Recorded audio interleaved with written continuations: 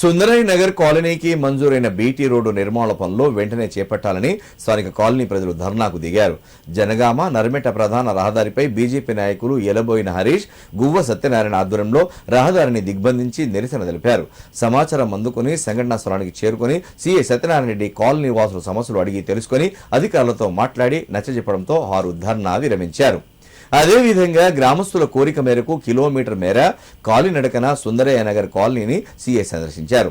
ఈ సందర్భంగా స్థానిక సమస్యలను సంబంధిత అధికారులతో మాట్లాడి తెలియజేసిన సీఐ సత్యనారాయణ రెడ్డికి కాలనీ వాసులు ప్రత్యేక ధన్యవాదాలు తెలిపారు.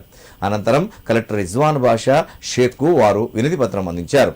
కార్యక్రమంలో బీజేపీ కిసాన్ మోర్చా మండల అధ్యక్షులు దండబోయిన కుమార్, నాయకులు కాసర్ల అశోక్, సురేష్, శ్రీకాంత్, సంపత్ పలువురు ఉన్నారు.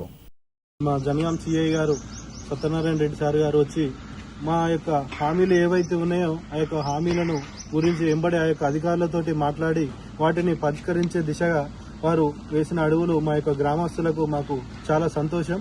మేము మా గ్రామస్తులమంతా మన జనగాం సిఐ సార్ గారికి కృతజ్ఞతలు తెలుపుకుంటున్నాము. ధన్యవాదాలు సార్.